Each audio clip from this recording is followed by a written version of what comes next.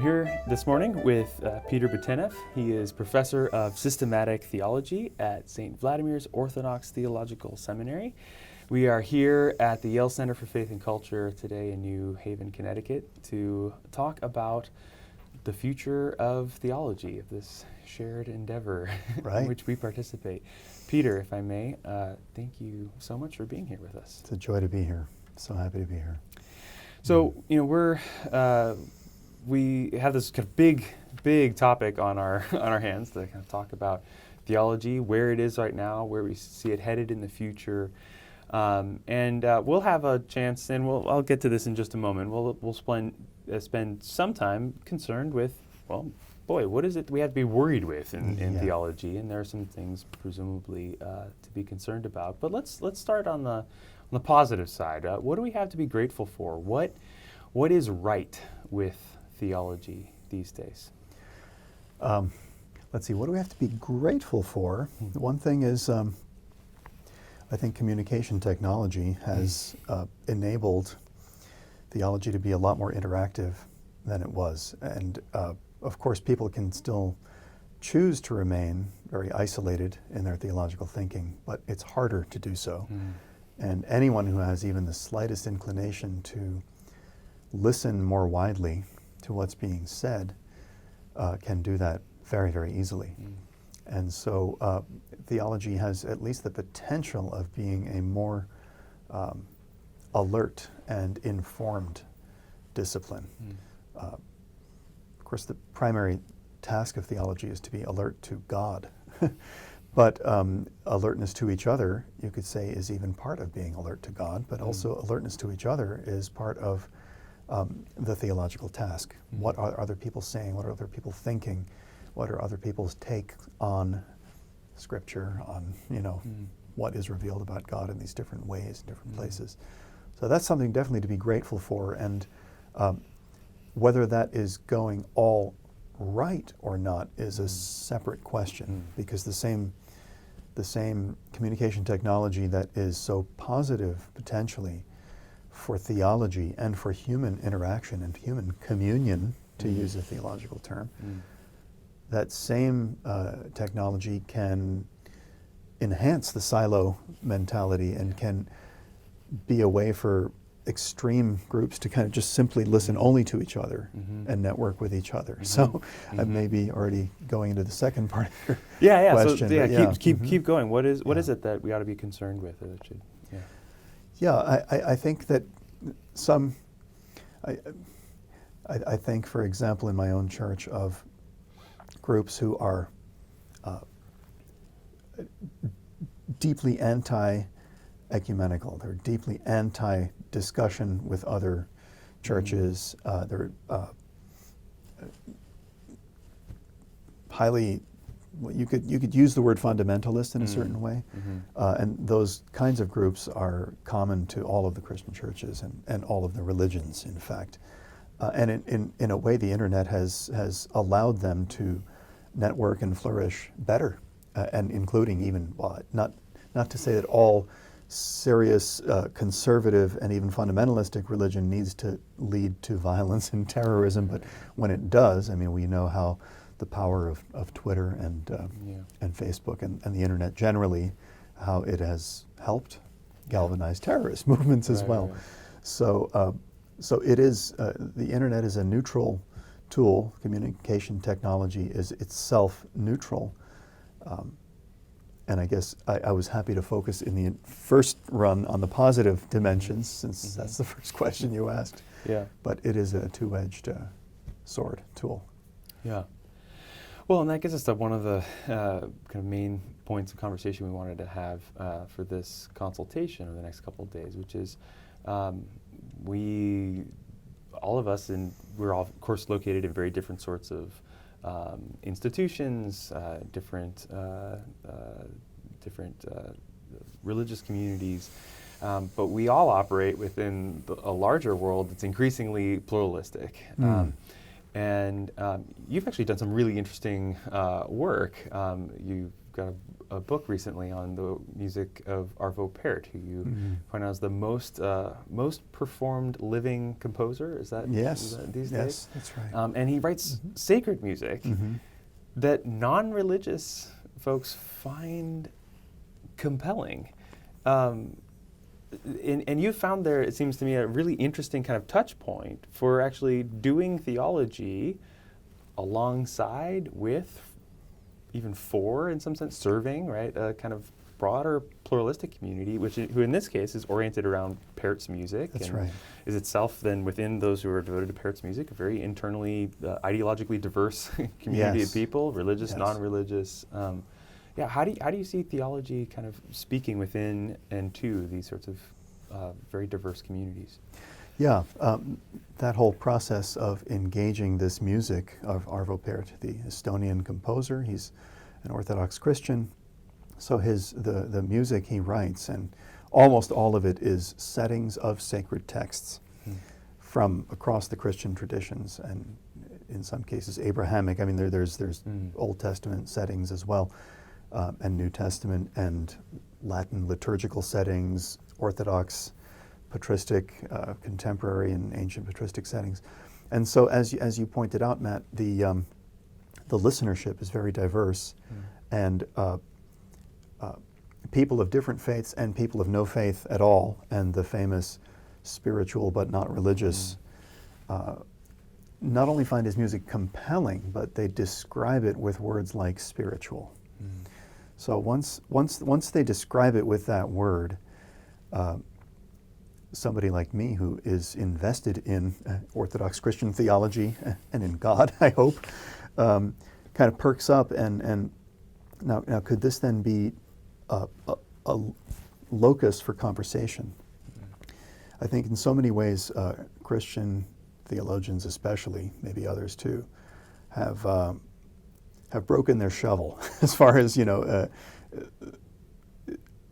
wouldn't listen to us speaking because we're either boring or we're tendentious or we're bashing people over the head with kind of culture wars rhetoric, or we're so in step with society that we have nothing meaningful to say. So for all these different reasons, society has very understandably switched off of theology, right?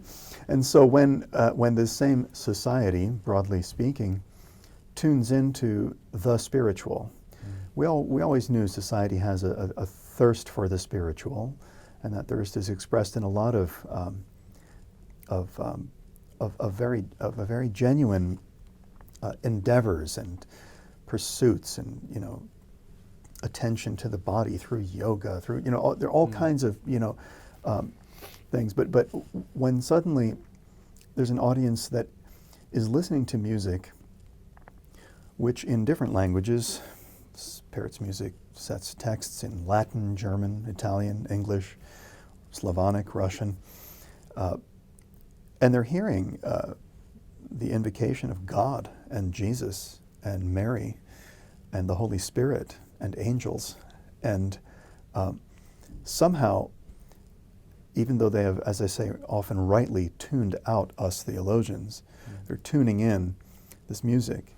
So the music has somehow, I mean, you could put it in an insidious way. It's kind of like gone under people's radars. It's evaded the filtration mechanisms that shut out formal theology, because it's just beautiful music. And it's not just beautiful, but it evokes the spirituality from which it comes. It speaks that theology in non-technical and in non-invasive ways. It speaks that theology to people. And so that seemed to me to be a very fruitful place to explore that question, because a lot of your inquiry and a lot of the manifesto that you drafted with Professor Wolf is concerned about this kind of disconnect between internal academic theology and the public square and what people want to hear and don't want to hear from us. And it seems that the arts can be one locus where the two are meeting. Yeah. don't know if I've ever told you this. The first time I heard Parrot's music, it was someone just sent me a bootleg of the Te Deum, and I just turned it on while I was trying to do work. In the middle of trying to do, sitting at my computer doing work, I suddenly found myself in tears. And to be honest, I know the Te Deum text, but I wasn't tracking the text all that well as I'm listening to. It was the affect of the music that That's great. had just stopped me dead in my tracks. And I think you're right to say that one of the things that we are hoping to kind of chase down in the conversations that we're convening is where are these touch points between theology and the broader public and the public good and the public, right? Because it's not there are other things that cut across and are meaningful across groups. So this is positive, right? This is contributing. His music is contributing, right, to the flourishing of the lives of those who encounter it, and I think in some ways even giving tastes and hints of the sort of flourishing for which we might be intended, the sort of joy that the Orthodox liturgy, as Alexander Schmemann wrote about so beautifully, right? Like invokes again and again and again and invites us into. Well, Can I just enter there? Because joy is obviously important and flourishing is important. And the whole idea of flourishing human life is such a beautiful entry into theology, and I'm so happy that you all have found on it and kind of use this as a topic of around which we can rally and kind of bring our different entry points. It seems to me that genuine joy, I won't even only say exclusively, I don't know, Christian joy or whatever, genuine joy in this world is never unalloyed in a certain way, or it there's always some kind of grief that it has had to come through, And so if we want to get Christian about it, the whole dynamic of the cross is the emblem, The saying goes, through the cross, joy has come into the world. Right. So when we say through the cross, that means like through the torture of an innocent man until he died. Joy has come into the world, and so back to the music of Pärt that you and others have found tear-inducing, is that the joy comes by way of music that maybe at first blush sounds rather sober and somber. It doesn't at first listening just this is music of joy. Right. It's like this is serious, and this is there's both suffering and consolation in this music, and they're never apart from each other. There's no suffering without consolation, but there's no joy without this acknowledgement that in this broken world, joy does not come but through some kind of trial, Yeah, and you can hear that in the music. It's so plain. Some of that seems to be, experience of living in Soviet and post-Soviet eras, and obviously Pärt's own personal biography is not one of life always going well or being easy, right? Right. But there's this profound. The profundity of the joy, in a certain sense, like as you say, in the context of this life and this world, the profundity of the joy is going to be connected to the sorrow against which it is set in relief somehow. Right. Well, so as you say, we have kind of laid out and proposed human flourishing as a center, the center for kind of our theological work. In part, give all sorts of reasons, and we'll talk more about this in the next couple of days. But one, as you say, one advantage we see of doing that is that we have this kind of common project then in our pluralistic context, and we have hope for a kind of Christian theology that could exist even in a research university and beyond the research university in the broader public, in the broader societal conversations, alongside other voices that are articulating normative visions of what a flourishing human life looks like. I suppose my question is, do you have hope for that, for this sort of shared, that we can have a shared project and renew sort of conversation about what is life for? What does it look like when we're doing right by one another, when we're investing rightly in the right sorts of relationships, when we're building the right sorts of social institutions, when we're caring for our environment in the right sort of way? What is the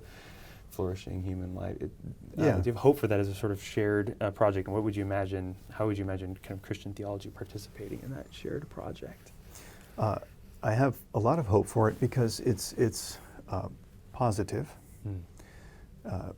In other words, it's not a theology that's carried away with a message of doom under the guise of prophecy. You know, that this world is absolutely down the toilet. You know, hopefully we're not naive in that, right? I mean, well, there are real things that are wrong with the world. Well, sure. I mean, and of course, the danger of a theology of a flourishing human life is to assume that life is flourishing and that everybody wants it, and that we have.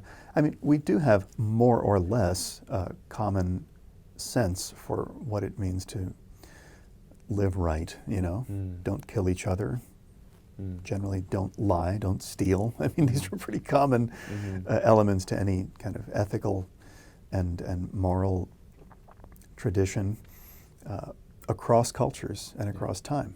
You know, so there's a lot of those are negative statements, actually. So it seems that in a certain sense, actually, what we share is a vision of it going really, really badly, namely murdering, lying, cheating, and stealing. That's right. Right. Yeah. That's right.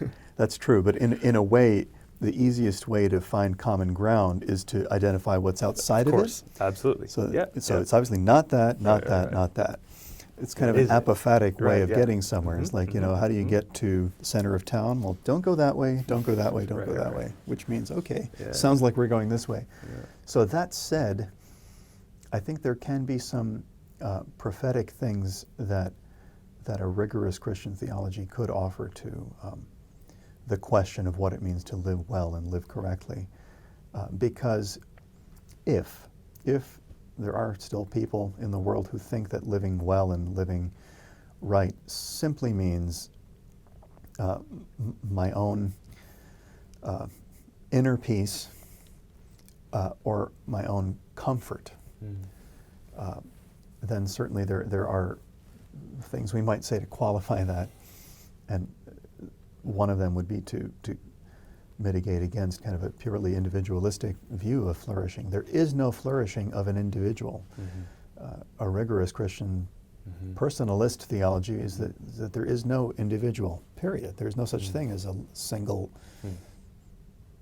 human being out of community with others. And so that everything that happens to a person happens to everyone, and every sin and virtue of a particular human being affects the whole universe, you know? So that brings a new kind of flavor into the whole flourishing question, is that, and even that insight can be taken in all kinds of different ways that have to do even with social justice, that the flourishing of any one people cannot be done on the backs of another group of people, because that's not flourishing. It's just not. It's built on sin, you know? So those are just some examples of where it can be substantive and prophetic. But a point I make in the paper that I've offered to this process is that the scriptures and the authoritative texts of our theology, they give God names and attributes, and among these names and attributes are that God exists, that God is love, that God is good, that God is just, God is peace. Okay, all these, and we could even say God is flourishing if you want, but we can't reverse that. We can't say that love is God, peace is God, flourishing is God, because then we're in danger of taking our own, in a way, preformed and potentially distorted concepts of what is goodness, flourishing, even existence, and foisting that upon God, which would have the whole process backwards. Yeah. You know, God is the archetype of existence, goodness, love, justice, flourishing. And so we ought to at least bear that fact in mind as we reason on these things.